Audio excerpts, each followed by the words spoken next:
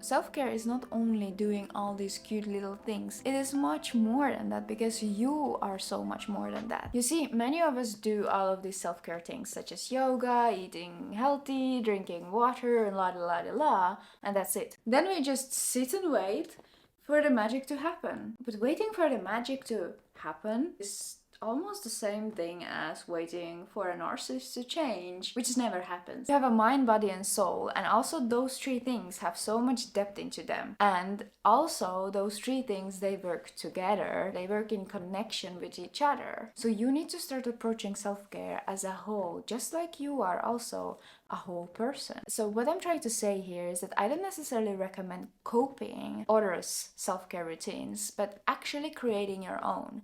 Because I've noticed that very often what we actually tend to do is that we copy self-care routines of other people instead of actually creating our very own routine.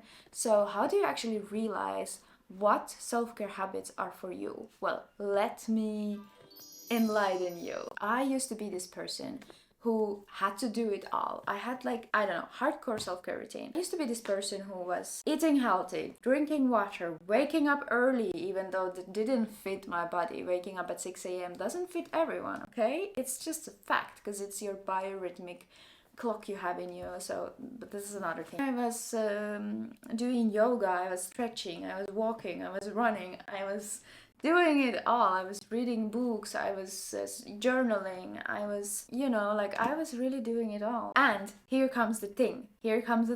If I didn't manage to do it in one day, I felt bad about it. So my self-care routine made me feel bad. That's not how it's supposed to work. Right? That is where I went wrong. So I was forcing myself to do all of those things, and if I didn't manage to do all of those things, I felt bad. And most of the times I didn't do all of those things because I didn't even enjoy doing half of those things. So I was like in some sort of a vicious cycle until I realized that self-care routine is not actually supposed to make you feel stressed. It's supposed to take care of you. Then what I started to do is I actually started to get to know myself. I started to explore myself and get to know what kind of self-care routines I actually would like to do instead of just copying everyone else. And as a result, I now have my own very lovely self-care routine that I really am happy to do, and it takes care of me instead of making me stressed, and I feel better than ever. For example, I don't journal every day. I journal only like 2 times a month because that's what fits me. And instead of doing yoga daily, I go for a walk in a forest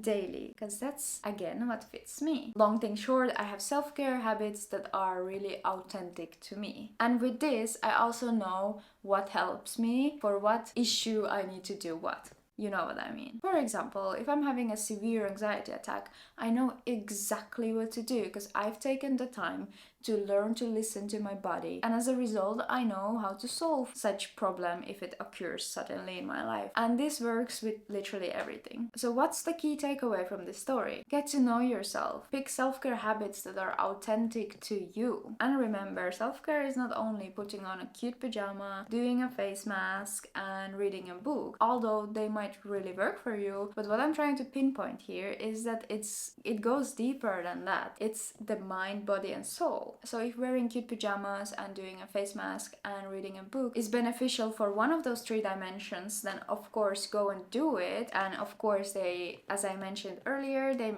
work together. So if you work on one of the dimension, it will affect the other one as well. So if you're taking care of your mind, of course it's going to positively affect your soul and body. And if you're taking care of your body, of course it's going to positively affect your mind and soul. And again, same with the soul. If you're taking care of your soul, it's of course going to affect your mind and body. But also it works the other way as well. If you're neglecting one of the dimensions in self-care, you're also indirectly neglecting all of the other ones as well. So what is my concrete advice for you? Instead of going to TikTok or Instagram or Pinterest or even here on YouTube and searching for self-care routines, self-care habits, and then copying it completely, stop doing that. Start searching from the inside of yourself. Whoa, really? Can I do that, you will think, I guess? Yes, you can, because you know what?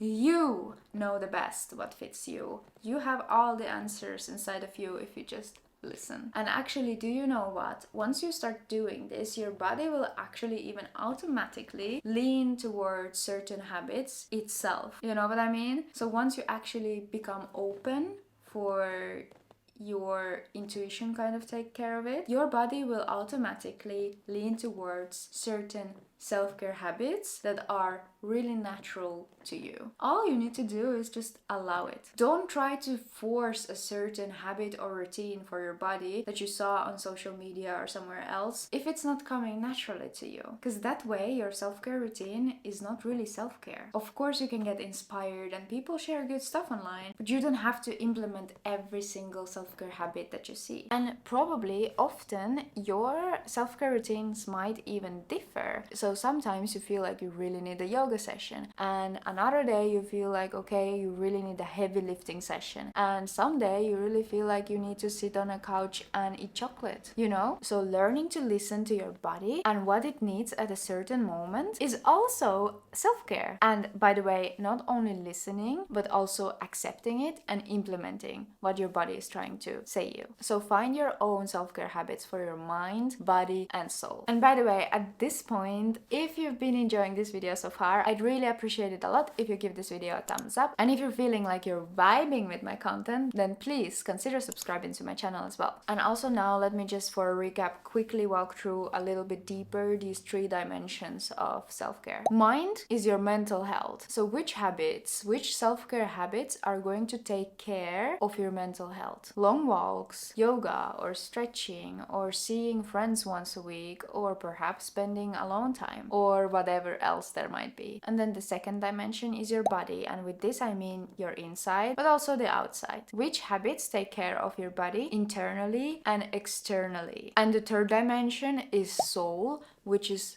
your fulfillment in life. Which habits will take care of your fulfillment in life? This is a rather broad and a little bit more complicated part of your self-care, because it does go beyond just the self-care routines that you have. This part and the well-being of it is also heavily affected by your professional life, your success, and what you're doing in life on a daily basis, the things you're pursuing, and so on. How much time during your life do you dedicate to your personal fulfillment? If you, for example, are not in a position to pursue a career that's fulfilling for you, how much of the time during your free time do you dedicate towards the things that bring you fulfillment in life? And if the answer is not at all, then should you maybe start doing that a bit? And again, all of these 3 dimensions really work together. So if your mental health is suffering, your body will also suffer internally and externally, and so will your soul, so your fulfillment in life. So that's why having self-care habits that actually take care of you are crucial for your overall well-being. And don't cheat on yourself. If you know that this one thing works for you and the other doesn't, then why would you bother your time doing that other thing only because it's trendy on social media to, I don't know, to do all of those cute little things? Do what works for you. Do you and stick to it. Period. Thanks for watching. Bye bye.